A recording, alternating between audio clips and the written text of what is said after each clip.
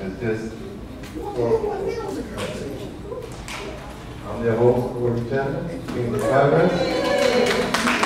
And I would like for the panel to come up and introduce themselves. And I'll start off with Renee ain't running this, Helen is. Good evening, everyone. My name is Jennifer Sturgeon. Can you hear me okay? Yes, perfect.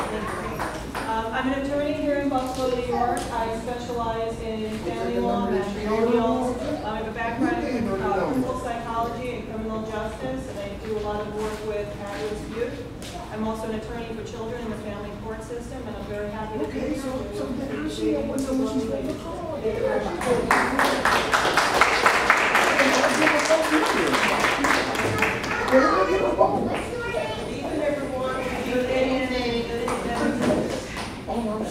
I'm attorney Barbara Consoley. I'm an attorney lawyer in Buffalo. Been practicing law here for 23 years. Presently, I work with Legal Aid in the criminal defense unit. I've been there since 2007. Specializing in this kind of called defense. It's such a great pleasure to be here with you. I too have, prior to Legal Aid, I have a history or experience in family, matrimonial, I've worked with children, and it's a diverse background just in my private practice. It's such a pleasure to be here with you. Thank you so much. I'm looking forward to serving you.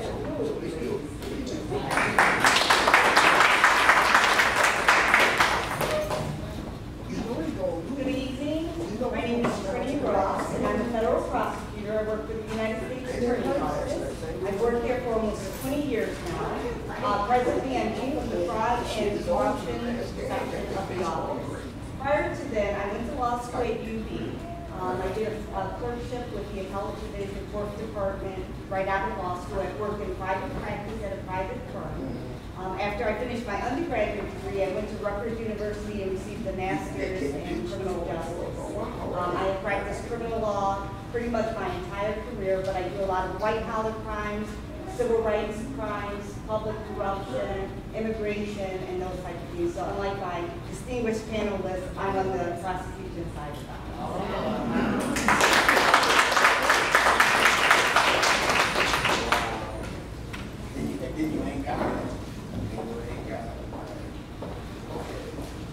Hello, everyone. I'm certainly not an attorney, but I did go to school at Alfred University. I graduated with a Bachelor's of Science in Ceramic Engineering, but I love to do civil rights related things and academic things.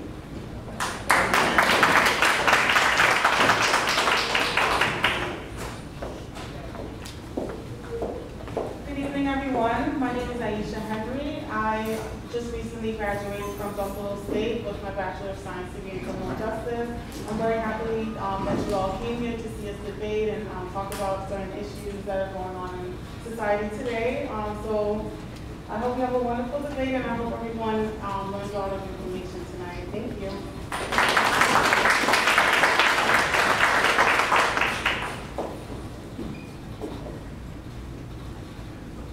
I'm Christy Tyson. I'm a life skills facilitator for the Buffalo Urban League. I went to SUNY Canton, it's in Canton, New York, about 5 hours from here. I have an associate's in business administration. I have a bachelor's in management with a minor in economics. And I'm currently at Newville College getting my master's in business administration. And I'm just excited to be here.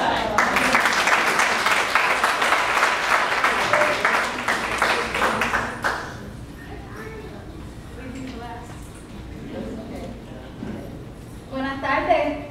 Hi, everybody. Are you excited to be here? Yes. I can't hear you guys excited to be here? Yes.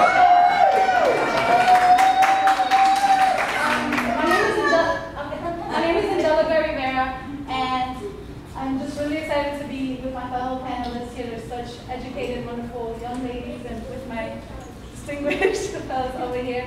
And I'm a member of the community, and I'm first and foremost a mother. And I'm just super active to make sure that I create the world that I want my children to be able to live in and progress.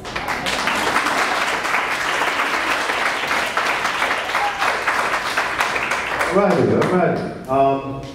We got Pastor going to say a prayer for us, and then we're going to start off with the poem with Ms. Betty Jean Grant. And then we're gonna get this all-woman panel started.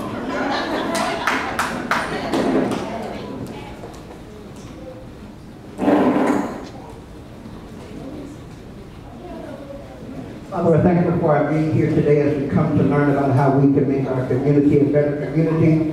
We thank you for this organization. We thank you for these panelists, for these parents and these community leaders that are here. Help us to make a difference in our community. In your name, amen. Ms. Betty Jean Grant, you want to go to the podium?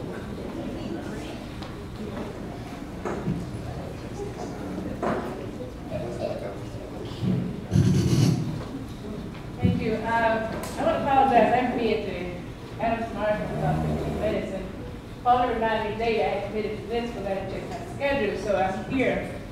And I'm not sure what poem, but I wrote a book about 5 years ago called Falling Through the Crack. And it's a compilation of poems from my experiences as a person growing up in the South and as a person from Buffalo to see some of the difficulties we experience here, plus what we're achieving here in Buffalo, New York. So welcome to the panelists. I wish I could stay and listen, but I'm going to my poem. And I think because of being raised in the South, and hearing so much, down South, you go back to Africa. I've never been in Africa. I want to go to Africa, but I've never been there yet. I'd like to get there. But I heard that much, just the racism and Jim Crowism grew up in the South in Memphis, Tennessee. So I wrote a poem called This Is My Country. And I wrote about all the little children of color who come here and don't feel like they belong here because sometimes they're treated second-class citizens and we don't have the benefit that we should have. So I wrote this poem for me and for them. It's called This Is My Country. United States of America, strong, proud, black as people free, home to the kaleidoscope of colors, and many of them black, like me. From purple mountain majesty to the deep and rolling sea, this country's home to the brave, and all of it belongs to me. I was here before the Jamestown settler. I opposed the English tax on tea and fired a revolutionary shot that directed this country to be free. I held the pen that John Hancock used to sign the paper to change our world. I made the fabric of Bessie Ross that allowed our flag to be unfurled. My gift to the South was crop rotation, to rid the land of boll weevil sand. And plantation gentlemen got rich when I invented the cotton gin. I rode with John Brown band raiders in a fight to abolish slavery, and studied the life of Thomas Hand as to follow the star of the land of the free. I fought against Hitler, army, and Europe to liberate the Jews from tyranny, then returned to the country too blind to see that I too needed to be free. All right. I marched at the front of Southern rallies as Bull Connor sicked his dogs on me. I fought, bled, and died for this country because all of it belongs to me.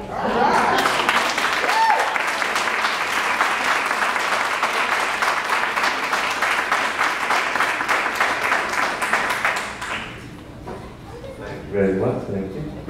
All right. We normally have a clock up there of 2 minutes, but we're gonna handle this like adults and just try to keep it a little minimized. And we're gonna start off with the questions. Everybody ready? All right. Okay. The first question: what are the implications? Excuse me. What are the implications behind suspending pre-K and kindergarten? Ladies first. What are the implications behind suspending Pre-K and kindergarten.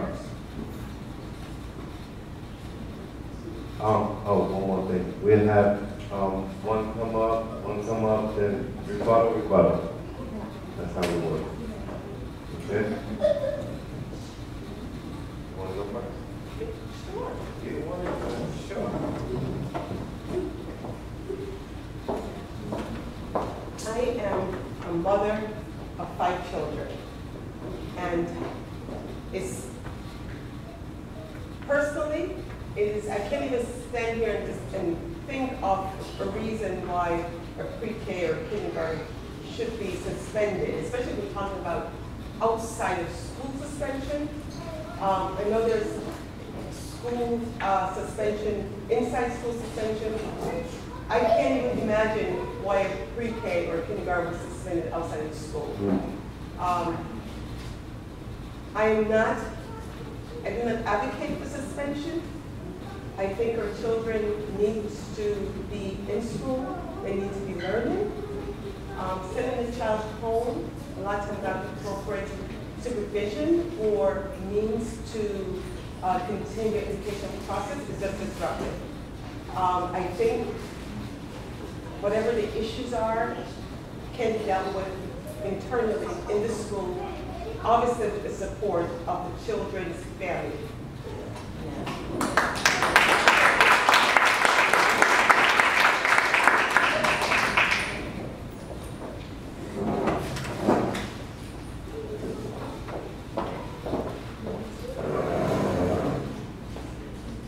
Well, I certainly agree with my opponent. I don't think that that toddlers should be suspended or pre-K students. I do think that with the sewer school to prison pipeline, I don't know if a lot of you know what that is, but basically what it is the school system is set up in a way to where we actually are disciplining people of color more strictly than we are any other students. There's a lot of statistics out there. And the reason why I bring this up is because I feel like anybody can come up to this podium and say it sounds good. I feel like we shouldn't suspend preschoolers, but they are. It's a law that's been put into act to suspend any type of preschooler or 5-year-old that's disrupting a class. Anybody that you ask to come up here and debate is going to say, oh, well, I agree, I don't think they should be suspended, but somebody is making these rules and policies and passing these types of legislations. Some of the information provided is that Black children make up 18% of the preschool population, yet half of the preschoolers that are suspended. So I guess where I'm trying to get at is why is it that we're saying these things that we don't agree with suspending toddlers, but we're actually doing them? And that's kind of where I want you guys to think about. Anybody can say, if a preschooler is acting up, I wish I could suspend them. If they were acting up at my house, I would suspend them. But, you know, nobody's going to come up here and say that. We have so many different cases like Ramon Tompkins. He was actually removed from a D.C. school for kicking off his shoes and crying. We have another situation with Faith Murray, who this kid was suspended for bringing processed cheese, a cheese sandwich to school. And this was at a daycare. And so I guess where I'm trying to get at is we actually can say we don't agree with suspending preschoolers. Anybody can say that, but the truth of the matter is somebody's making this policy and passing this legislation.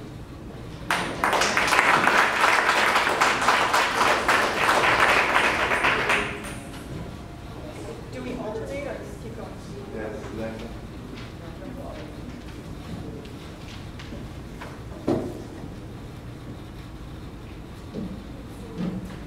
The age range of preschoolers is between 4 and 5 years old. I would say 6 as the oldest.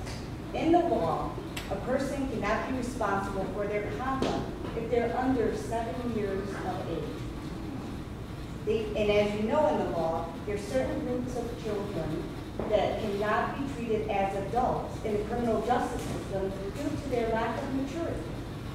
So when you think about those concepts, why would you turn around and suspend from school children who are between 4, 5, and 6 years of age?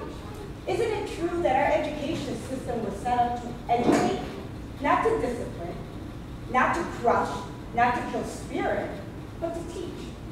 And when you're suspending children of that young and tender age, where we should expect that they're going to make mistakes because they haven't learned anything yet, where we should expect that we need to teach them right from wrong because they don't know that yet, where we should talk to them and nurture them and guide them to a path of success, not to destruction and despair, where they feel they have to sneak to do things because if not, they will be kicked out of school where their friends are and where everybody else is going. What sense does it make in suspending a tender age child, a 4, 5, or 6 years old, when we know in the law they cannot be held accountable for their actions or reactions until at least age 14 in New York State, where they can be tried as an adult for serious crimes, only serious crimes, or they go into the juvenile justice system. So it is my opinion that the laws need to be changed, that we need to elect new people to change those laws to nurture our youth, our babies almost, and to educate them the way they need to be educated and not discipline them to kill their spirit for a future day.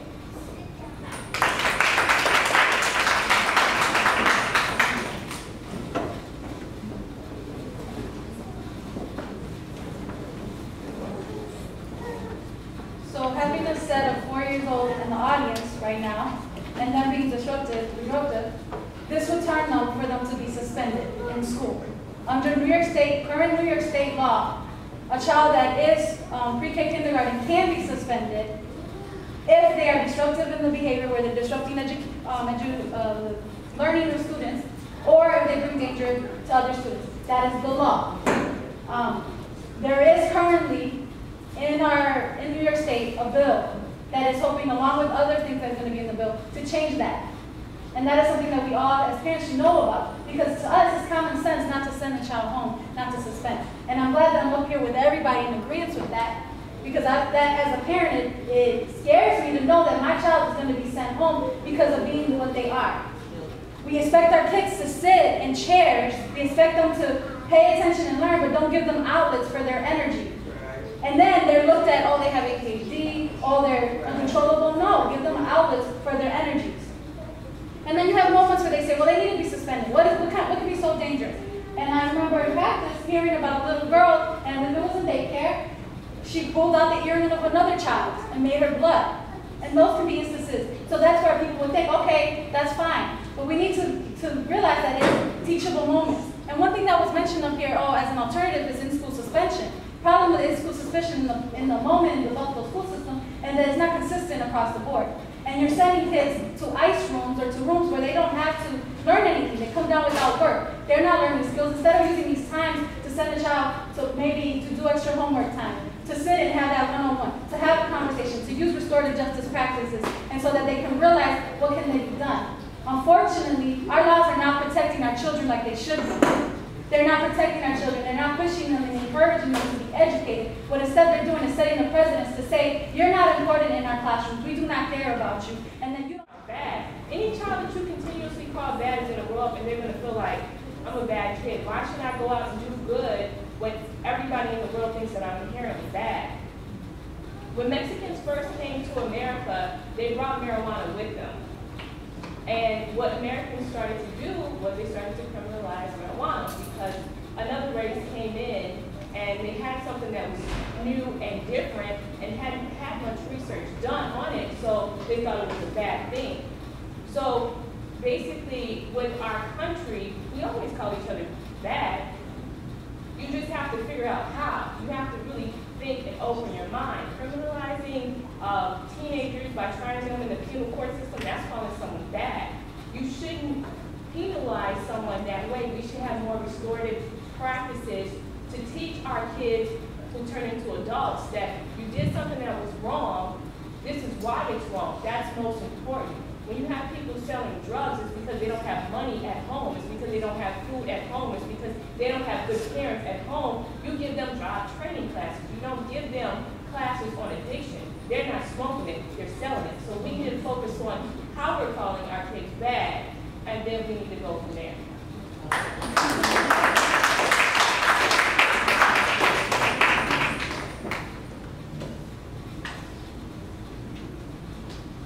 Brittany spoke of a couple of different age groups in her response to this question, so I want to break it down a little bit and address it in that order. Younger children should never be called names that they are going to allow to become part of them. Bad is an expression to express behavior and not the person.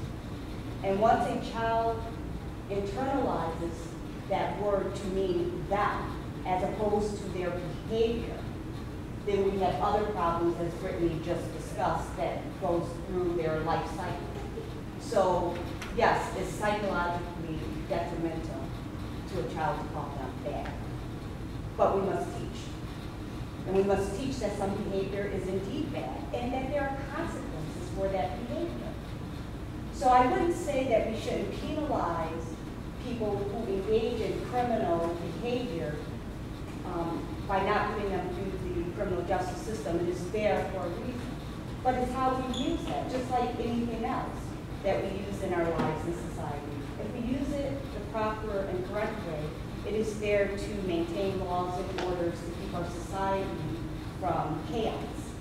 And if we use it in a negative way, which some would say we have in the past, then what it does is it creates that pipeline for certain classes and groups of people to end up in the criminal justice system and disenfranchise their power and their rights as an American citizen by taking away their rights. The concept of rehabilitation assumes that criminal behavior is caused by a factor. This viewpoint does not deny that some people choose to break the law or think it's fun or get an adrenaline rush from it, but instead talks about what can heavily influence their decisions. It could be social surroundings, psychological development, biological makeup, a lack of parental love, supervision, exposure to delinquent peers, and the list can go on and on. But the rehabilitation services, it means services need to be tailored to the individual's needs. And a lot of that could come through, like you said, like certain caseworkers or counselors that can kind of assess the need, build a rapport with these people and assess their need. Because I have some examples. Say little Johnny, his surroundings, his peers, all his friends tell him that it's okay to steal. It's okay to steal. You want to fit in with us? It's okay to steal. Go steal something. He steals something, he gets in trouble. He's not considered delinquent youth. Now, with that, he may not need, the same type of rehabilitation as someone else. He may just need to be exposed to a different peer group that's doing something better, that's getting better grades and changing his belief.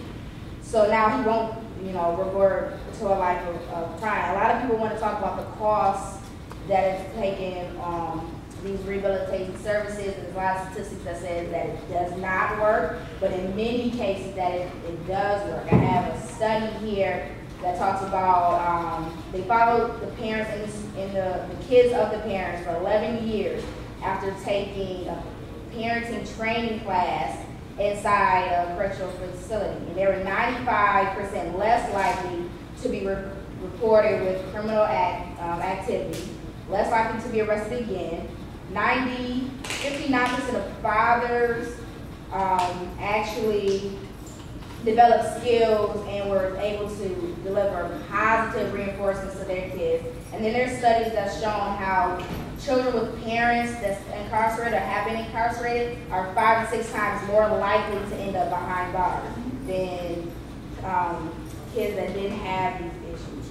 So my whole focus is that we need to be able to assess the need. A lot of people, they look at criminals like, oh, you robbed someone or you're in there for a drug-related crime, and you must need addiction counseling. You're in there for drug-related, you must need addiction counseling. That may not be the case.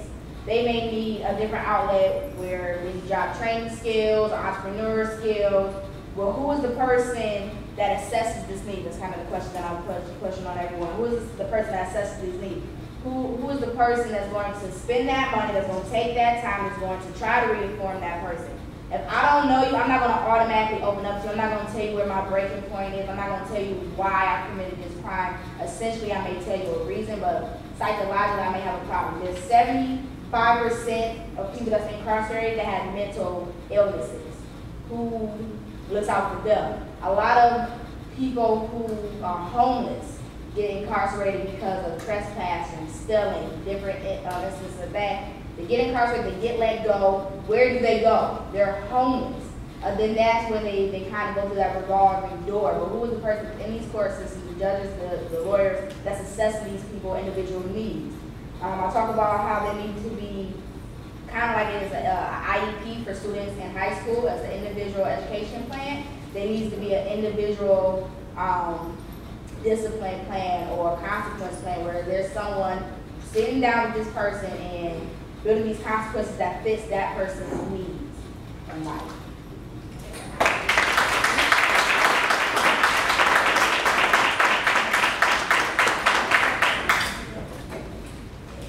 I am going to be so brief because she touched on so many things as I was sitting there, and just this morning I was having a conversation with an individual, one of her clients in legal aid, but yours is a revolving door. I was speaking to her sister this morning, and she said to me, she's homeless, she has drug addiction. She says to me, the underlying factor that she could see with her sister, she has mental health issues that has never been touched upon. No one has addressed it. And she truly believes, and after having a discussion with her, that was a major part of this young lady's problem. She has her children who's always displaced because her history of mental health has not been diagnosed. I do believe, especially in the court system, we need to have patience. That means the attorneys involved, the judges, social worker. The court is going in a wonderful direction where we're doing specialty courts, mental health court, drug court, and on and on. And with that comes social workers and different people who has the expertise to help guide us to look at the full picture. So you need patience to look at the full picture, look at it's case by case. It's not one answer fit everyone. Some people probably need to spend a period of incarceration, but not everyone. Case by case, trying to see what issues are going on, what's really going on here, to see how best to address the underlying issues to hopefully avoid this person from coming through in a revolving door scale. So it's a case by case, and taking the patient the time to see what these individual needs are, really what's going on. And as this young lady spoke to, a lot of times there's so many issues that are not being diagnosed or being overlooked.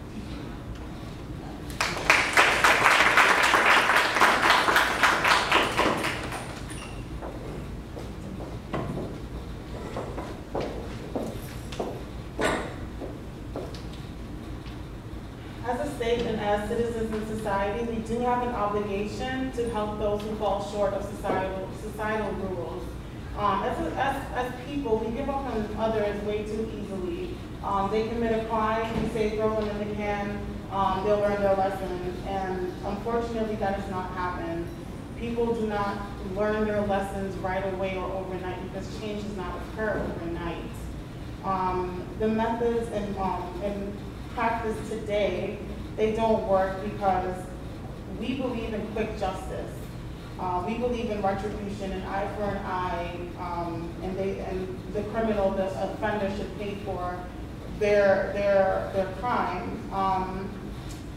The theory of social strain theory of criminology, it states that, like, for example, the American dream is dangled in front of a person's eyes who doesn't have the resources necessary to get that American dream, that house with the family, the white picket fence. They don't have the resources necessary to go to college or get a job so they can do well for themselves. So they resort to crime because they don't have any other means necessary. So with rehabilitation programs, we can teach offenders the tools that they need to survive on their own. Instead of having to resort to crime, resort to selling drugs or robbing the liquor store, for example. They can learn carpentry. They can learn how to fix their resume. They can learn things that will be used to help them sustain themselves in life.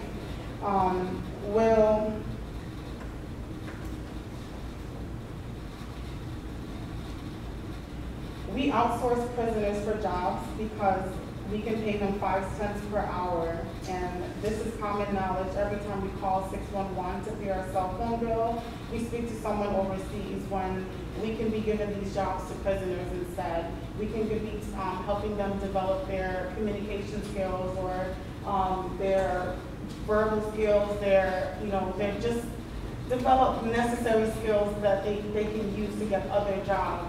Why are we paying people to jobs that our prisoners and, you know, our offenders and juvenile delinquents could do. So I'll leave you guys with that question and think about it.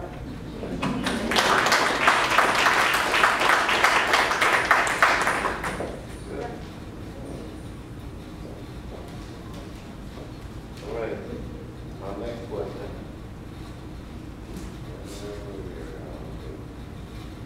What are your takes on school to prison pipeline?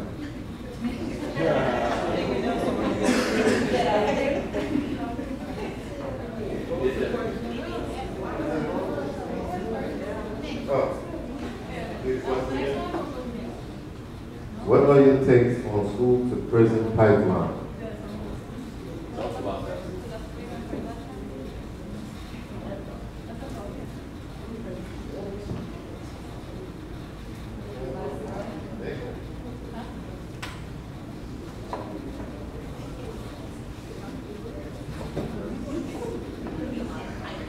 It seems to me Brittany already touched on it. However, since you have reposed the question, the school to prison pipeline, I just love these little catchphrases that somebody comes up with. I want to coin a phrase today, so I'm coming up with school to prison pipeline. What does it really mean? And is it 100% accurate? That's the first question I would have to pose in response to the question that's been posed to me. Now, what we hear about in society are all the bad things that happen, and we hardly ever hear about the good things that happen. But if you take a moment and you think about maybe some of the good things that you've heard about that has happened. Homeless children getting into Harvard and getting a full ride. Right? We hear about that periodically. We hear about the young African-American man who got accepted to every Ivy League school out there. You remember that story? So we hear about the good stories just a wee little bit, and we hear about the bad stories all the time. We're inundated. We're inundated with the bad stories. So what is the school to prison pipeline? Right? Somebody came up with that phrase. And I suspect that what it means, and Brittany can correct me if I'm incorrect, is that, you know, there's a segment of the population, I think she cited statistics of like 18% of the African Americans or socioeconomically disadvantaged children who go from school straight to prison. And they don't have that interim period where they get a job or they go to college to get higher education. Now, you may recall there was a proposal that fell in New York State where the governor wanted to have classes in the prison for those students, those young people, when they were incarcerated, to be able to get the education that the panelists so ably spoke about, so they could come back out into society and be productive members of society. And what happened with that? People were outraged. If I have to pay $40,000 for my child to go to college, why the heck should somebody who committed a crime and is in prison get a free education? Because they're not seeing the bigger picture. And nobody took the time to explain to them the bigger picture of what this means. So we're going to have a school to prison pipeline, as it's called, and maybe we need to have an intervening event of those people who go from school to prison to have the end of the pipeline be possible. When they get out of prison, what skills will they have? What education will they have to become productive members of this society? So I guess I take issue with that phrase, school to prison pipeline, first. But if the phrase is what it's meant to reflect, then I think there is a segment of the population where that's true for, but I do not believe it's all of our population, all of our disadvantaged youth, because some people have managed to pull themselves out of that pipeline onto a higher ground. And I truly believe there's more of those people than we're led to.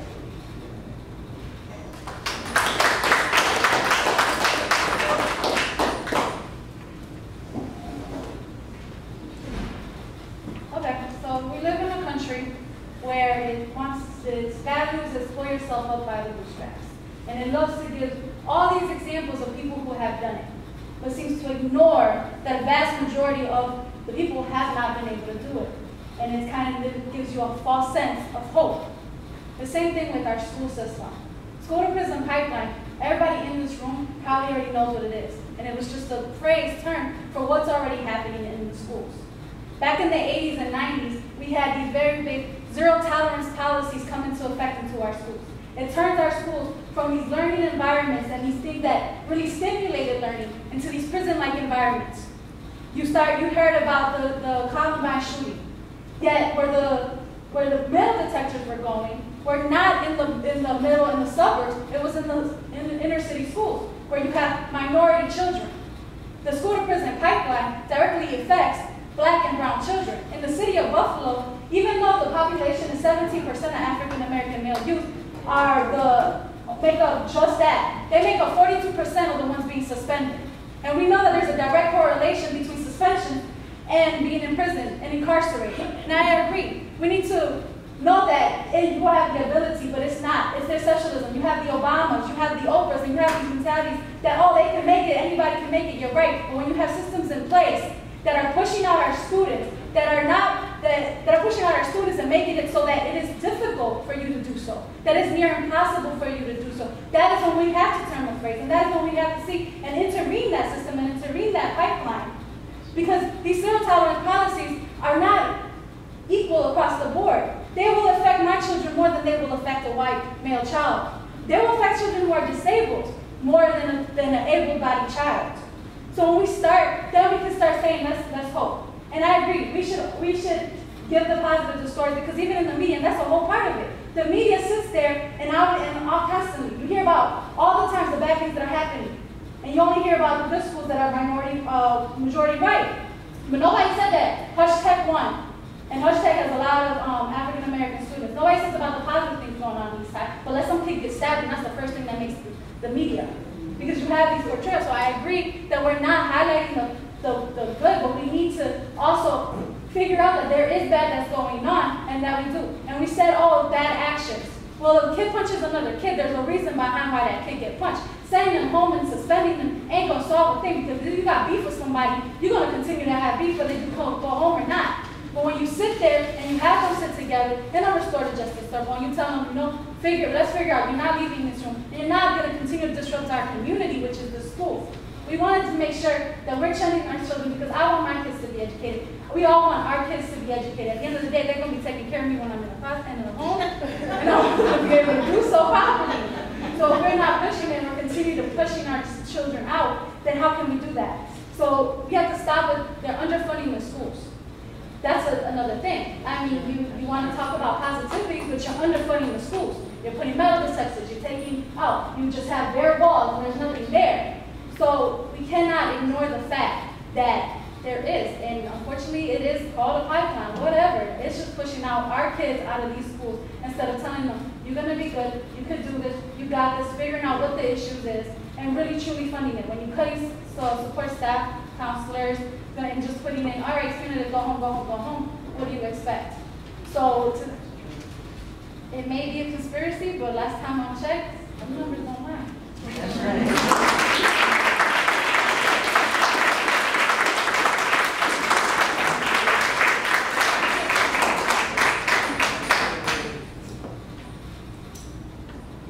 There's a number of things that we're talking about here. We talk about this school to prison pipeline. And I want to talk about Columbine for a minute and all these mass shootings that we hear about. Okay. Who is responsible for the mass shootings and where do they take place in schools? It's white boys in wealthy neighborhoods.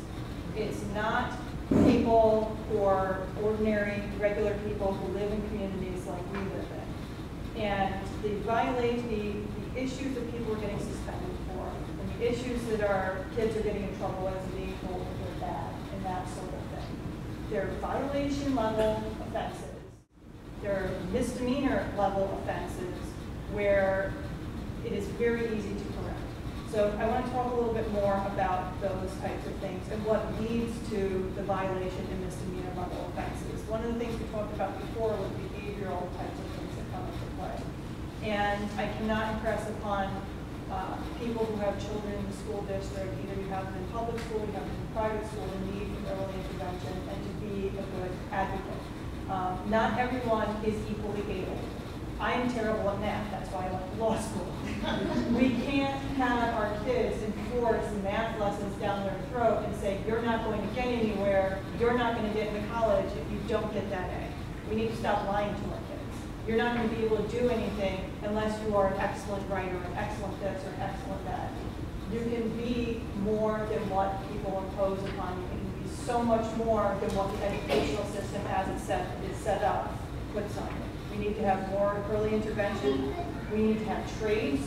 We need to have more arts and culturals because we need to find people who are talented where they are and develop those skills.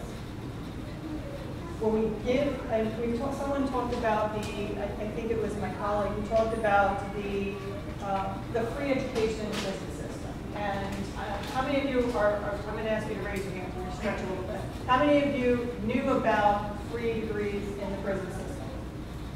I'm not going to ask you if you agree with it or not. If you were spending a long period of time in a correctional facility, and the term correctional facility is a joke to begin with, it doesn't correct anything, okay? Let's put it out there, okay? It doesn't correct anything. The number one factor in reducing recidivism or repeat offenses was education. If you got out of school with your bachelor's degree, your master's degree, your PhD, or trade, you had something to lose when you came out. Let's just put it out there. You had something to lose because you had a good job that you could get when you got out of whatever correctional facility you were in. And you had some place where you could be proud of yourself, and be empowered, and become a community leader. And we need to start instilling that sort of thing in children from when they're very young. We have these kids who are running around, they're great kids, but if you put them in you make them sit in these little cookie cutter chairs and say, you're bad if you don't sit in that chair. Meanwhile, we're teaching each other how to play games and getting along and working well together. We're taking good behavior and making it bad. Why? Because we're trying to force fit them into something. We need to meet people where they are and stop the school prison pipeline.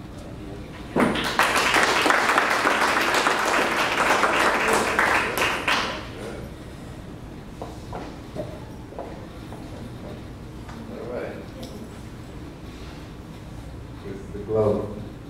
Can you hear me? Yep. All right. I got another question. Do you think that police officers should be charged the same way as criminals when they do criminal acts?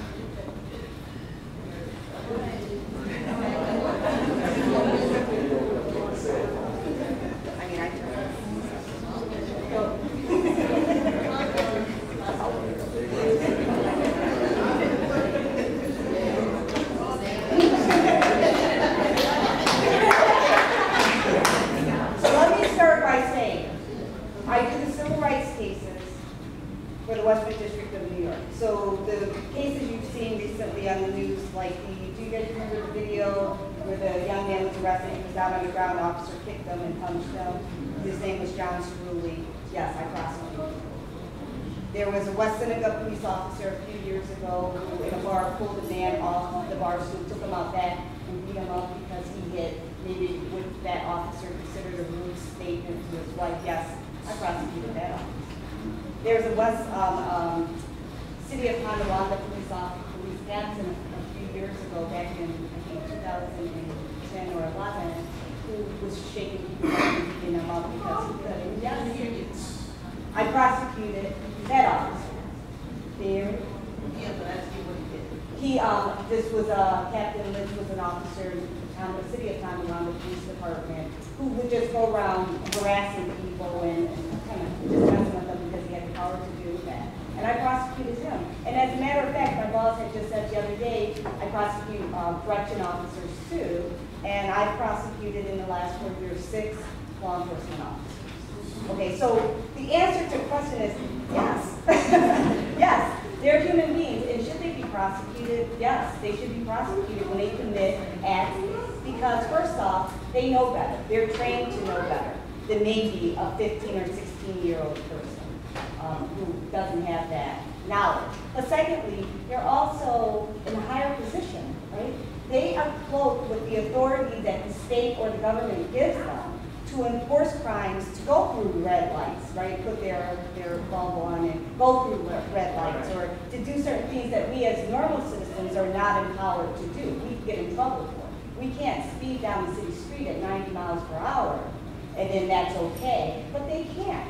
So they should be held to a higher standard because they are given more power to use that we don't have. So anybody who commits an offense, there are consequences for that. For people in the criminal justice system, whether they're a law enforcement officer out on the street or correction officer tasked with, watching people who are in the criminal justice system, they know better. They are trained. They go through certain training and they know better. So they should be prosecuted.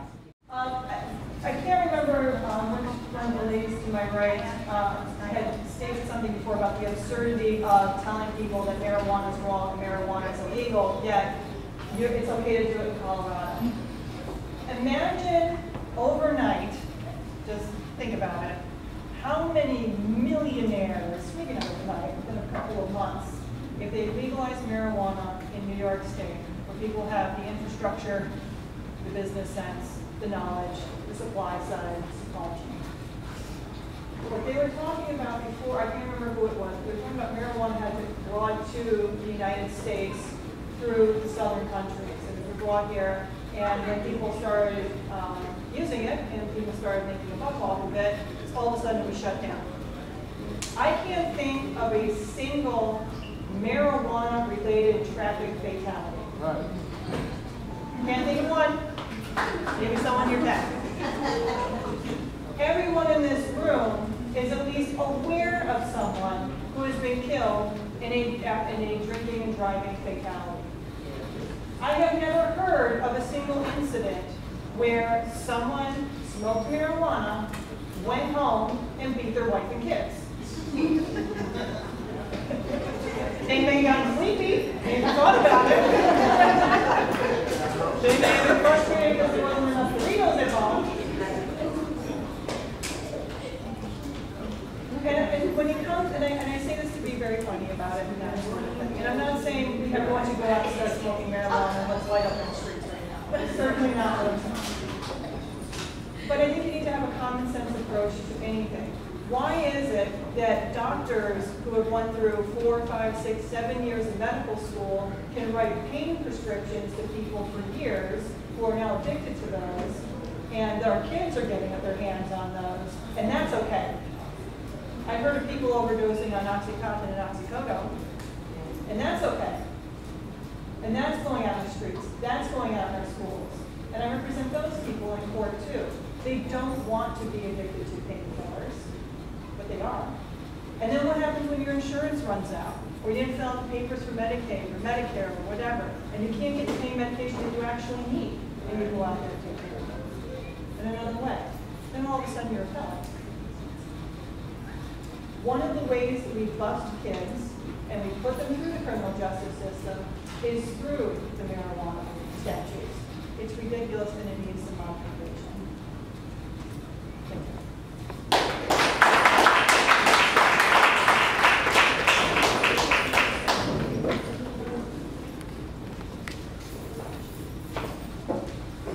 She literally took the notes out of my mouth. And I definitely agree with what my opponent said. I agree with everything that she said. But I kind of want to talk to the audience a little bit and educate you guys. Is that all right? Yeah. All right. This debate is about focusing on the bigger picture. We ask these questions and a lot of people have a common sense answer of, yes, we should legalize it. They've already started decriminalizing laws on marijuana, which can be seen in New York State. But the bigger picture that we need to focus on is we've been criminalizing hip-hop culture. And I say hip-hop culture because anybody who supports Wiz Khalifa or Lil Wayne or listens to rap music or goes to the club, they're criminalized immediately. It's been laws that have been made against sagging pants and against, people that go to the club, they can't even wear sneakers to get in because it represents hip-hop culture. So that's the bigger picture that I want to focus on here. Although we've started to decriminalize marijuana laws, in the prison system, it's 1 in 8 prisoners are actually in there for marijuana-related charges, which is absurd. Outside of that, 3/4 of all marijuana users are white, and 26% are Hispanic or African American. So when you look at those statistics, when you think about prison, it's like, why are the prisons pretty much 25% made up of marijuana users or marijuana offenders? Not only that, we have to look outside that policy and think like, okay, we have these people who were marijuana offenders. Now what do we do with them? And this is where restorative justice comes in. So a lot of people may think I'm jumping around from topic to topic, but all of these questions are very tightly related. And so the bigger question is, how do we come out, since this is the last question, how do we tie all of these topics together or questions and move from there? So yes, our opponent, my panel agrees with everything that we've said, everything that we've all been agreeing with each other, but the bigger picture is we need to focus on. This part of the panel agrees with everything. Oh, mostly. I don't know mostly. Well, I agree with her. I agree with her, but the bigger picture that we need to focus on, and yeah, we agree on everything. Now, where do we go from here?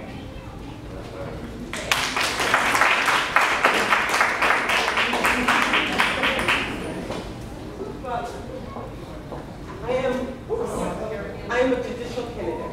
I am not allowed to speak about certain issues. But in relation to this question, what I can say is that as a mother, being a mother of 5 children, and being a mother in the community of Buffalo, and I see where our children are educationally, with their life, professionally, jobs, my focus is not on whether or not we should be legalizing marijuana. The same concerns I have about my children that will be consuming alcohol, I have the same concerns about marijuana in that regards. My focus is, as I relate to my children, education. What do we have to do to get them through this process, to make them productive citizens?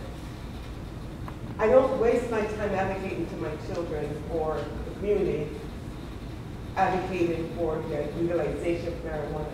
But what do we need to do to educate our children, to make them productive citizens, to make them not feel hopeless, to let them know that yes, there is other options for a better lifestyle. That's where my focus is on, more in those issues than more so in marijuana. I do understand the issues that marijuana play in our community of Buffalo in terms of the higher arrests and all those issues, giving these young children a criminal record. I recognize all those issues, but we need to start always at the ground floor and work up what we need to do.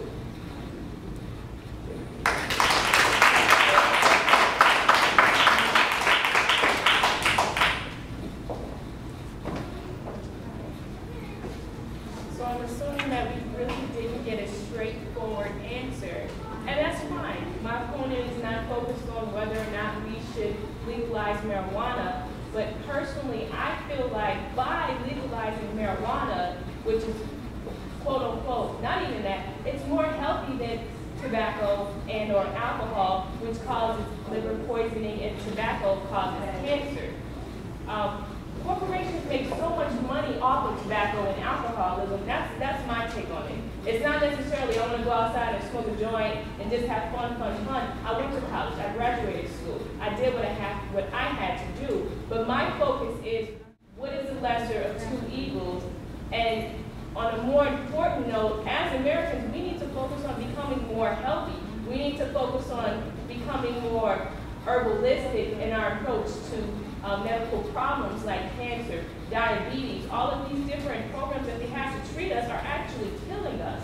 It's not that healthy. So many people are looking online, looking on TV, seeing these commercials that come on, and they're like, if you took this medication for ADHD, you know, we all know the implications of that. Ritalin was taken off the market because it actually impaired a lot of children.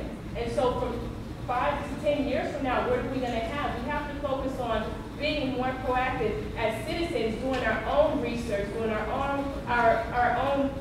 holistic treatment and learning for ourselves the science behind treating ourselves. And I think that marijuana is a great way. It provides appetite for cancer patients, for AIDS patients, people that have seizures. It stops that. It was actually a case that was done December of 2013 where a woman traveling from Ohio just to advocate for marijuana. Now, she did say that you should take out some of the psychoactive effects of marijuana, which make you feel high. But, I mean, that's up for debate. When you drink alcohol, you get drunk. When you smoke tobacco, you get a little bit of a high there. That's debatable. The point of the matter is the medicinal purposes of marijuana do help.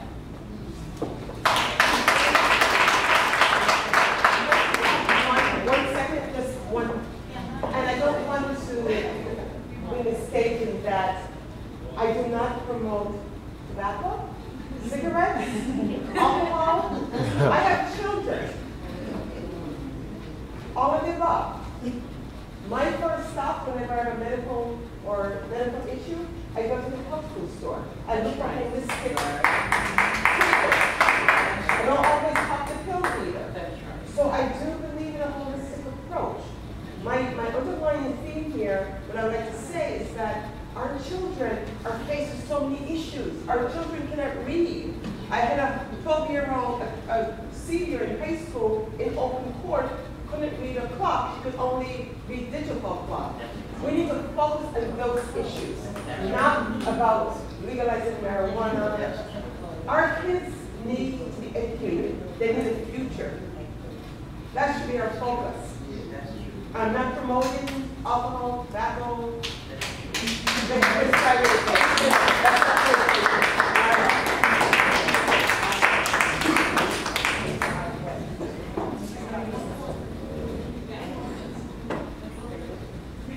Giving us an eyeball, but I think every team in progress always wanted to give a piece of this pie. But I kind of agree with you. Because I'm trying to word this because I don't want anybody to tag my car when I leave here. But I do agree that and I said that earlier, non-violent criminals like people that suffer drug charges and things of that nature should be let out of jail. They shouldn't be arrested for things like that. There's so many other non-punitive resorts that they can go to for people just trying to fill the prisons for the money, whatever the case may be, that they're getting carried away. So I do think they should be let out, and we should go another route with people that's drug offenders, or whatever the case may be. So no matter if it's legal or not, I read a study that they wanted to tax marijuana so much that it would be $50 per ounce. So there would still be street sellers and all this other nonsense that's attached with it. But I am against the legalization of marijuana, and there's two things getting talked about. There's medical marijuana that's already legal, but a lot of people don't understand it's in pill form, and they prescribing the prescription for it's already out there, it's already legal. What's being discussed is recreational marijuana, the blunts and all of that, different things of that nature. Me personally, I don't have kids, but I grew up with a code of conduct, code of ethics, ethical principles. I was taught about the dare, live above the influence and things of that nature. I'm not gonna ask how many people smoke weed, but how many people know of someone that cannot get employment right now, today, this second, because they can't pass a drug test? How many of those people are under the age of 25? How many of those people do not have cancer, do not have eating disorders, different things of that nature, but they do it purely for recreational purposes? I feel like legalizing marijuana only caters to a certain select few number of people. I feel like, where does society start telling people this is good and this is bad, this is right and this is wrong? If we start legalizing things and start telling people, no, okay, this is okay under certain circumstances and things of that nature, as a society, we lose our grounds to say that this is a society wrong. I can't tell my future kids that this is wrong because now it's legal. You can tell them it's wrong to drink, but because it's legal, guess what? They're going to drink. That's how it's going to work out. I feel like at some point, our society needs to take responsibility for our code of conduct, our ethics, our acceptance of behavior. Who accepts these things? Who is going to tell these people that is wrong? who's going to tell them that it's right? If we don't set our own code of conduct, who will?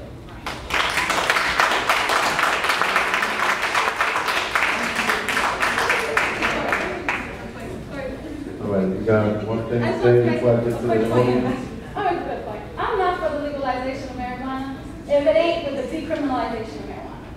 The fact why it's so important in our communities about legalization and why it's so pertinent is because of who is hurting. In our community, it's men and boys of colors, and you want to talk about making it big and that. Well, if the fathers ain't in the home and to show those ethics, or the mothers, and you're getting caught up in the corner, then how can they do their job at home and parent their children? Yes, everybody can talk about whether weed is good or whether weed is bad or whether whatever, but I don't want it to be legalized if it doesn't come with the decriminalization of it. In Seattle, it's legalized. But yet, the black market is very up and going. And I only know this because I went out there. And that's how I was offered, like, yo, I got some. Because for you to do that, the licensing. So the only people that is going to be benefiting from it, like one of my colleagues said, is people that are white and they're wealthy and that are able to start these businesses. Don't think that for a second that the legalizing is because they want to do good and see good in our communities. That's not the case. It's because they realize there's a profit for it. And the profit is going to go into money to that 1%. It don't go into our money. It don't stop nothing. You're still going to go to jail for it. If you don't have a license, you're still going to go to jail for it. And that's why I don't care for legalization. If it ain't going to free my brothers, my sisters, my sons, if they ever go down that path. So I'm for the decriminalization of it. Don't sit here and tell me you're going to live a bag of weed, but you're going to be taxed $25. Don't tell me that you're not going to teach those young men that are out in the streets that have some entrepreneurial skills. You're not going to teach them that. And you're going to say, you know what? You know what you might be doing. Let's help you. Let's get going a business, an all black-owned business. Yes, if it's in the trade of weed. So yes, it might not be a good or bad thing, but at the end of the day, we're criminalizing our black and brown kids. And that's what needs to be talked about. That's what needs to be done, is you need to stop that and decriminalize it. Because legalizing ain't going to do nothing. It's still going to affect the same people that's been affected. And that's our black men, that's our black women, that's our things. Our jails are filled with it, and they're going to continue to be filled whether it's legalized or not, because decriminalization isn't attached to it. So go ahead, legalize it all day, but make sure that you decriminalize it in the same sense.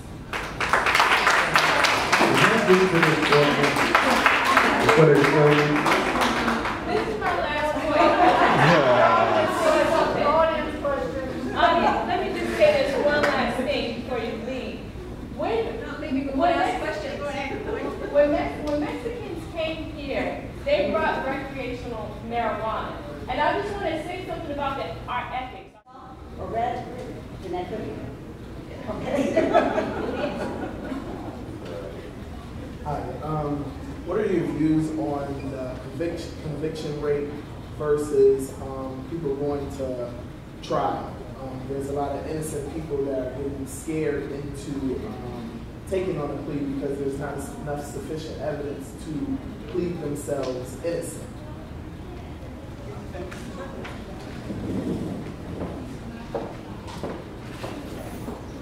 Well, that's an interesting and really complicated question. If you have, for example, there's enough back up. It is not unusual for people who are accused of crimes, and they are just accused of crimes, to be overcharged. So really, they may have done something that amounts to a violation, which is punishable for up to 15 days in jail. And so they're charged instead with a B misdemeanor, which is punishable by 90 days in jail. Or they did something that is a B misdemeanor and they upcharge to an A misdemeanor, which is punishable by up to a year in jail. Okay? So, and that's not the norm, but it happens. Okay? So you charge someone with an A misdemeanor, you say, you know, I'm gonna do you a favor. All right? What I'm gonna do is give you an attempt, which is not that you did the A misdemeanor, but you tried to do the A misdemeanor. So instead of getting that 90 days, or that year, facing a year, you're instead facing 90 days. Well, if you're looking at this, and you're in the wrong place at the wrong time, and you're pretty sure the police officer is going to say that you did this, that, the other thing, or if you have a crazy ex-girlfriend who said you did something, because it's a he said, she said, and those situations come up, okay? You might take that B misdemeanor instead. Okay, because you want to put a cap on what your overall coverage might be, what your overall penalty might be, okay? But that's a decision that people make. And that puts the control of the penalty in the defendant's hands. That helps, but there's other ways, and if you have a sentencing commitment for a judge. More of like on the innocent side, like Well, I'm totally not even, I'm just, We you don't- did it, and right. you look like, you know, the person, so Sure. now I'm in that position. That is a I'm conversation. sufficient. Sure, that there's, your attorney's empowered to make motions, and you make, they're called omnibus motions. So you make motions to dismiss, you make motions to suppress, you bring all kinds of motions to get whatever it is that they think they have out. You look at, there's a confession, try to get confession out, because there's a way that the confession doesn't work. By the time everything is queued up, and you go to trial, or if you're charged with a felony, you can have it go to the grand jury, you have a felony hearing, you have all these rights. Defendants have a wealth of rights, and actually in New York State, above pretty much any other state, defendants have the most rights. They have rights to attorneys for very low-level offenses. They have all kinds of rights with respect to confessions and getting things suppressed and that sort of thing. If you get arrested for a crime, the best place to get arrested is here in New York State. And we also don't get arrested for crimes. And we have so many rehabilitative courts and different specialty courts will also help address people and bring them more open to restorative justice, rehabilitative justice, and that sort of thing, okay? But sometimes people get scared and then they take a plea because they know what they're facing. And that is a decision that is always within the defendant's hands. That's not the attorney's choice.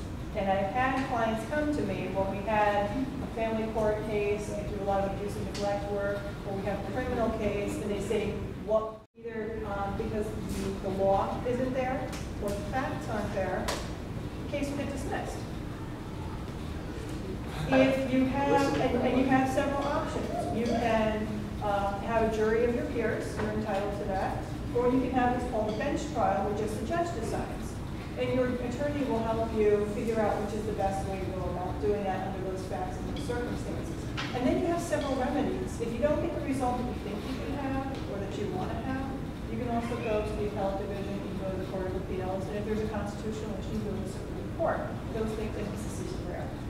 You can also challenge the sentence that's been given to you. You might say, okay, you know what, convicted me, fine.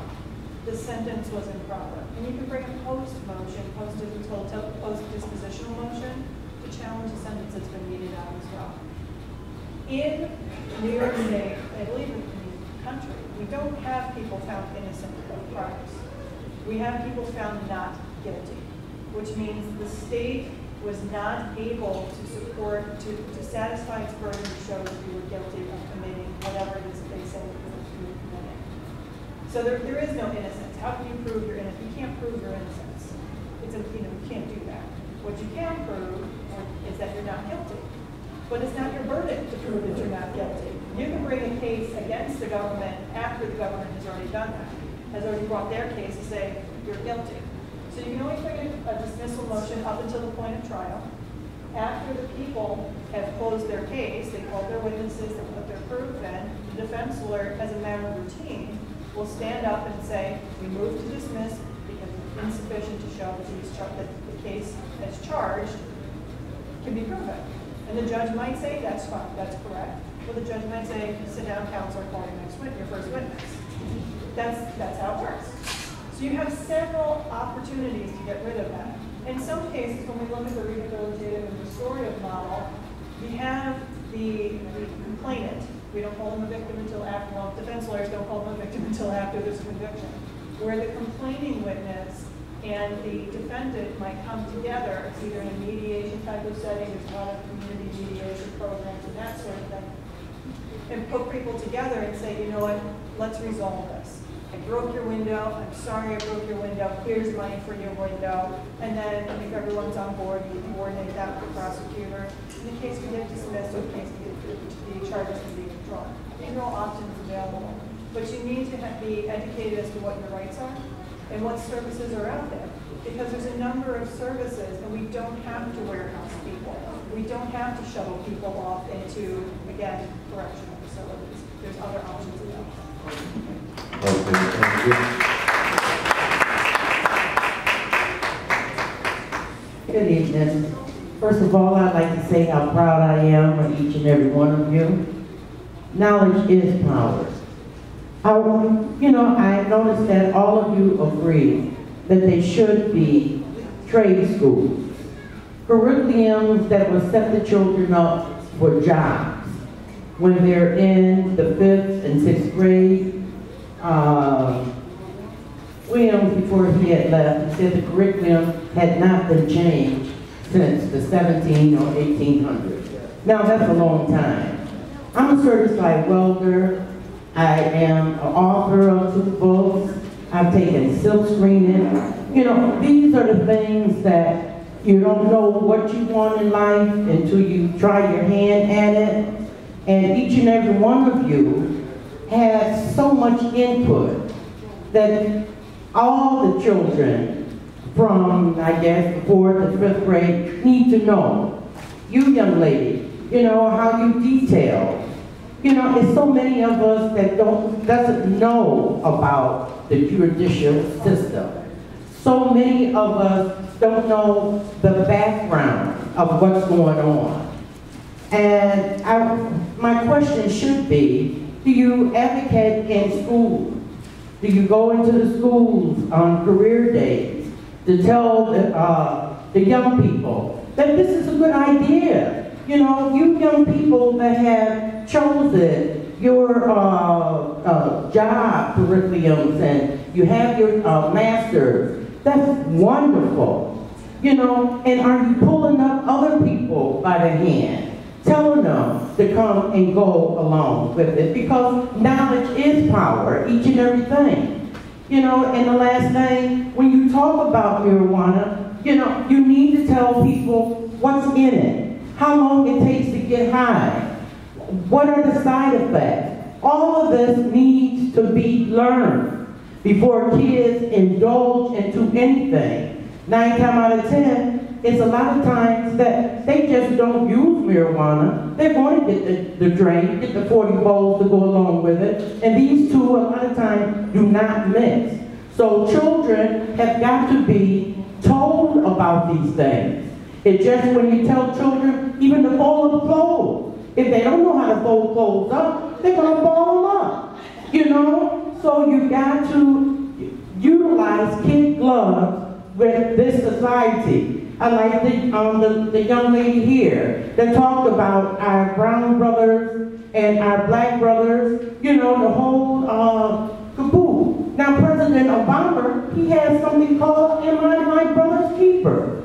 Wouldn't it be lovely if we could dial and get in contact with him to ask him, just what are you going to do with that? Because we here in Buffalo are in bad need of your input long about now. I know he's relatively busy and tired, but he does have this particular program. Am I my brother's keeper? Because that we are going through with our particular dilemma.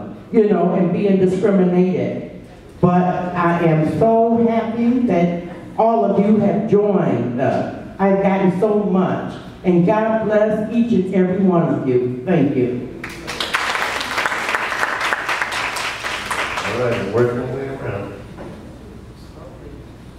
Hello, everyone.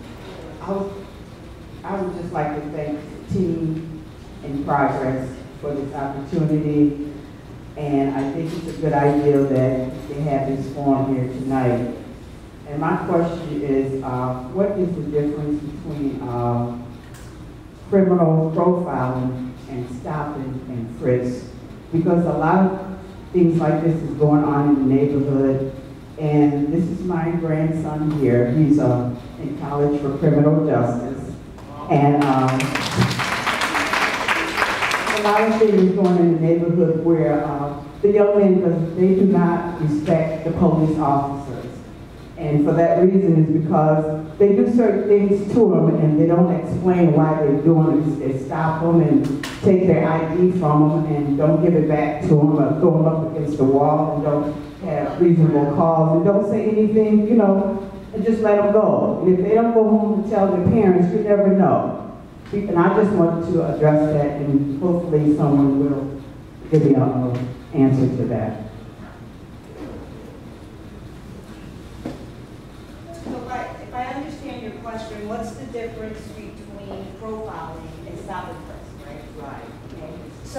was a Supreme Court case called Terry v. Ohio, which gives law enforcement officers to stop and frisk someone if they feel that they may be engaged in some sort of criminal offense. And the standard for the law enforcement officer in those cases is reasonable suspicion. They have a reasonable suspicion to believe that this person may be involved in some criminal activity, and then they have the right to stop and frisk. That's a Supreme Court case. Okay. Racial profiling is when officers set up a protocol to say this person, because of the way they look, because they have dreads, or because they're brown skin, or because they look like they're a teenager, might be up to some criminal conduct with no reasonable suspicion, just because they look a certain way, or they, are a certain age, or they're a certain neighborhood, and that person is not usually in that neighborhood, like a black person in a white neighborhood. That's racial profiling, right? So profiling it shouldn't be done. Profiling is not acceptable. Law enforcement can. But stop and frisk is. The law supports stop and frisk. Now, what young people don't know, and I try to let young people know this, reasonable suspicion is a very low threshold.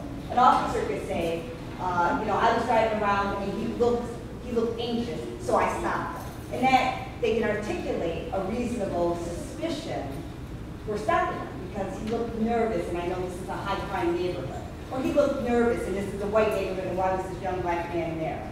And then they can stop and they can ask why, and they can do the stop and frisk. So it's a very low threshold that sometimes may overlap with biases that law enforcement, all people have, law enforcement officers may have as well. We all have certain biases. And so it's really hard to figure out what is a racial profiling and what is a stop and frisk. But the way that law enforcement watchdogs have been able to distinguish those is by the number of conduct. So if I'm sitting on Hurdo Avenue in a police car and I stop every Hispanic man that goes there, it's probably racial profiling. So it's very hard to distinguish, but racial profiling is not acceptable at all, and stop and frisk is legal. And I hope that answers your question. So the police officer in right to let them know why they're stopping and frisking? At that point, they really don't have to. And it's an unfortunate nuance in the law because if they stop and frisk and the police officer's reasonable suspicion was unfounded, then they can get back the ID and they can say, you can go. And they don't have to give them a reason because they did not arrest them. They didn't detain them. So when they don't get the ID back, well, they should give the ID back. And if they don't give the ID back, then I think you have to make a report to the internal affairs or public professional responsibility of that law enforcement officer. But I do want to say this. Back in 1999, I was involved with a civil rights case, and it was against the City of Buffalo police officers, where we thought one or two isolated officers were engaged in illegal conduct of misusing their pepper spray. They were pepper spraying individuals when they were in the back of the car in the jail cells, in a situation where they shouldn't have been pepper sprayed. We brought in the Department of Justice Civil Rights Division to help us with the investigation, and what we discovered was it wasn't one or two individual officers, it was a systemic problem within the entire Buffalo Police Department. Now, if people hadn't come forward to report to us that they had been pepper sprayed in situations where they were already under control of law enforcement, we would have never started the investigation. When we started the investigation, and we realized this was a systemic problem with the entire department, not just a few police officers, we actually entered into a memorandum of understanding between the Department of Justice and the City of Buffalo Police Department to monitor the use of pepper spray. And in a nutshell, what we ended up doing was saying a pepper spray canister that the police officer had on them had to be weighed on a scale at the time it was issued. We needed to know what that weight is. And then if they discharged it, if they used it, it had to be weighed again so we can make sure that a proper discharge had been used and not the whole can. And so when a police officer uses a service weapon, fires a shot, there's an investigation. And so we set up the same protocol for pepper spray, even though it's not a lethal force weapon like a gun would be, but to monitor the use of it, to make sure that it's being used appropriately. So I say all this to say, unless people come to us, to the FBI, to the U.S. Attorney's Office, and say, this officer keeps stopping people in this community and taking their ID, we don't know. And if we don't know, nothing's going to change. Okay. I'm just making a very quick comment. Thank you so much, all of you, all seven of you, because with the attorneys over there, I feel like I would need to, I need to get your cards because I would like to, you know, should I ever need assistance, I definitely would come. And as a female, I usually try to choose females, to take my money. If I have to give it, I'd rather give it to you. And to everybody sitting over here, thank you so much for coming. I was on the first panel, and at that time it was the teams that were, the active teams that were debating us. So it was a very interesting evening, so I know it's not easy sitting up there. Thank you so much. It was so absolutely enjoyable for me and informational. Thank you.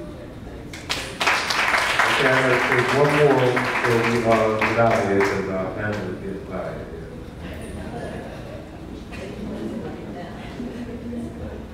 Okay, I have two separate questions, one very quick.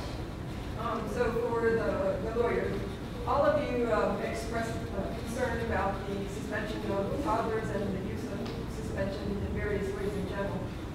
So I would like to ask if you, as lawyers, people in your field, could write a letter expressing opposition to this practice in the schools. I'm saying that from the point of view that many of you are probably familiar with, I think someone mentioned, the testing that's taking place and the impact it's having on children. So, for example, a lot of the scholars who are early childhood development scholars wrote a letter to the New York State Education Department explaining why this testing is harming their children, what problems it's doing. As experts, they intervene to say something. So I'm asking you, as experts in your field, would you be willing to take an action so this partly in response to what the youth were saying, which is that we can all say it's a bad thing, but what are we going to do to actually change the situation in favor of the young people who are still being suspended in large numbers? And it's not, the same is happening with the testing. They're starting testing now in third grade. They're going to start testing in kindergarten, according to the latest, the plan. That's what it's for. And the testing also has very negative impacts, and the suspension then comes usually on top of that because the kids get upset about the testing and don't want to do it, and bang their heads on the desk and these sorts of things. So I would ask that of you, if you're willing to do that, I think it would have a positive impact in terms of the relationship between this sort of activity in the schools and the crimes and youth coming before you in the criminal justice system, and that it would be helpful to parents and teachers. For you all, we've been talking about the school to prison pipeline and also the question of the killing and brutality. And a lot of the discussion was should it be the same standard or a higher standard. I would like you to speak to that. I don't think the issue would be, I think yes, it could be either the same or the higher standard. The problem is police aren't being held to that standard. The police are killing people, as we all saw in Ferguson and in New York City, the example of the chokehold and other places, and not being prosecuted. The large majority aren't prosecuted. For every one of the people you listed, I think 6, or I forget whatever the number was, there's at least 20 more or 50 more doing the same sorts of things and not being prosecuted. As a result of the situation in Ferguson, many people were talking about the militarization of the police. I would call it a militarized culture in that it's shoot first and shoot to kill. And it's attack rather than try to resolve the situation. So this is a demand from a group that was made to the Justice Department in terms of trying to resolve this. So I would like you to speak to that part of the question. What do you see doing to actually be able to hold the police accountable in the situation? Because we all know they're not being held accountable, and that's really what the problem is that we're contending with. So there's 3 demands that they made. One was that, this is I'm quoting from them, black boys and men incarcerated for minor nonviolent crimes